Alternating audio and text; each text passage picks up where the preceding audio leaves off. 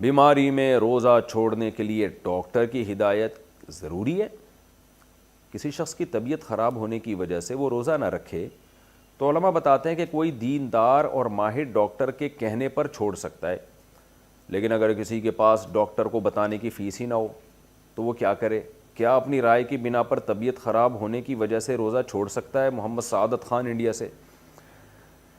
دیکھیں، ایک آدمی کو اپنے بارے میں غالب گمان ہے، وہم نہیں ہے، غالب گمان ہے کہ میں نے روزہ رکھا تو میری طبیعت خراب ہوگی۔ بعض دفعہ پیشنٹ کو تجربوں سے پتہ چل جاتا ہے، جیسے شوگر کے مریض کو بار بار ڈاکٹروں کے پاس جانے کی ضرورت نہیں ہوتی۔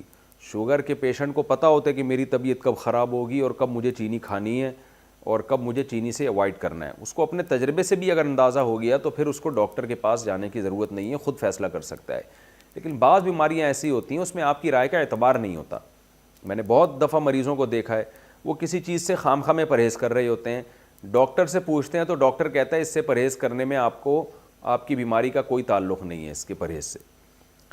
روزے میں بھی میں نے خود ایک پیشنٹ کو دیکھا، کچھ دن پہلے مجھ سے مسئلہ پوچھنے کے لیے آئے کہ اس بیماری میں میرے لیے روزہ رکھنا نقصان دہ ہے، تو میں نے کہا آپ ڈاکٹر سے پوچھیں۔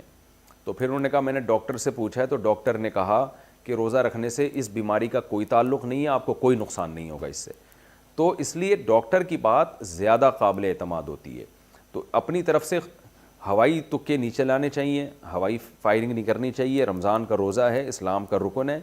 آپ کہہ رہے ہیں ڈاکٹر کی فیس نہیں ہے تو ڈاکٹر چلتے پھرتے مل جاتے ہیں، مسجد میں آپ کے کوئی نہ کوئی ڈاکٹر آتے ہوں گے، ان سے چلتے چلتے پوچھ لیں ڈاکٹر صاحب اس بیماری میں، تو میرا خیال ہے ایک مسئلہ بتانے کا، یعنی شرعی مسئلے میں رہنمائی کرنے کے ڈاکٹر آپ سے پیسے کیوں لے گا؟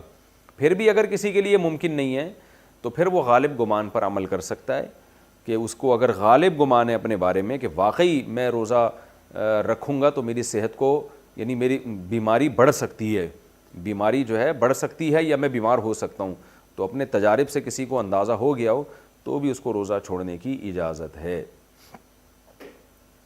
روزے میں ناک میں وکس استعمال کرنا، زکام کی صورت میں ناک میں وکس استعمال کرنا کیسا ہے؟ کیا اس سے روزہ خراب ہوگا؟ کیونکہ اس کی خوشبو کافی تیز ہوتی ہے۔